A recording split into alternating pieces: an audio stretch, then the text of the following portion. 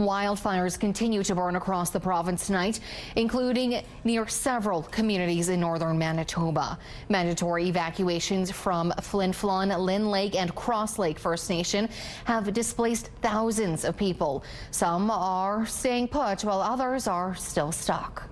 Our team is standing by to share the latest coverage for you on this developing situation. CTV's Joseph Bernacki is following the spread of the wildfires, and CTV's Jeff Keel is focused on evacuees arriving here in Winnipeg. We begin with CTV's Joseph Bernacki. Joseph, what's the latest from some of these communities? Taylor, the images coming in tonight from across Manitoba are staggering. In the town of Lynn Lake, most residents have left, but one former firefighter is staying put. Mervyn Dale is 71 years old and one of the last people standing in Lynn Lake. If the worst comes to the worst and my property started on fire, I have a grand total of 100 to 150 yards to walk to jump into a lake up to my neck.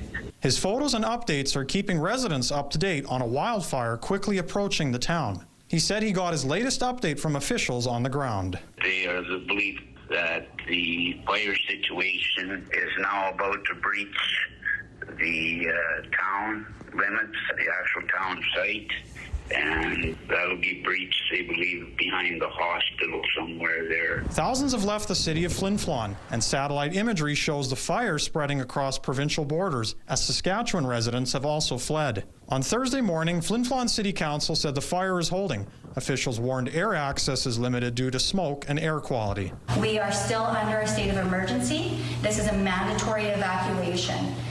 We will not be able to find you if you do not leave right now. But some people haven't even left yet. In Cross Lake First Nation, more than 700 are still there, and 6,500 members have taken refuge in Norway House Cree Nation, though they were only prepared for 1,000 evacuees. We're still at the point where we're trying to get people out to the Norway House and then to Winnipeg and wherever they may be going. There's some problems in terms of accommodation. Some people walking around all night with their kids and stuff like that. Some people sleeping in vehicles. For Dale, the present-day fires may be a future warning. I think it's to a point now where there's no turning the clock back. We're going to literally have to adjust to this.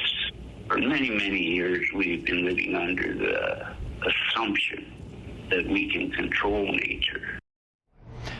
It's important to note the Whiteshell and Nopaming provincial park fires are still raging out of control. And MKO, which represents Northern First Nations, just put out a warning that a wildfire is quickly moving towards Tatasquiac Cree Nation, Fox Lake Cree Nation, and York Factory. Joseph, what about people currently in these communities? According to MKO, Road 280 has been closed, isolating those First Nations, and they are requesting immediate evacuation of the elderly, children, and those living with health challenges. They are requesting more air support to get people to safety, Taylor. Thanks, Joseph. And a major update from the province regarding travel and fire restrictions. This is where things stand right now. As you can see, eastern Manitoba is under the heaviest restrictions at level 3, while farther north and into the Interlake we see levels 1 and 2. The rest of the burn permit area is only under a fire ban, but as of Friday at 8 a.m., the entire provincial burn permit area will be moved to level 3. That means hiking trails and water routes are closed. Watercraft may only land and launch from developed shorelines. Camping is restricted to developed campgrounds only. Lodge access is limited to main lodges. Operators in backcountry areas must obtain a travel permit, and all burn permits will be void. The province says exemptions for industry or agriculture need to be approved.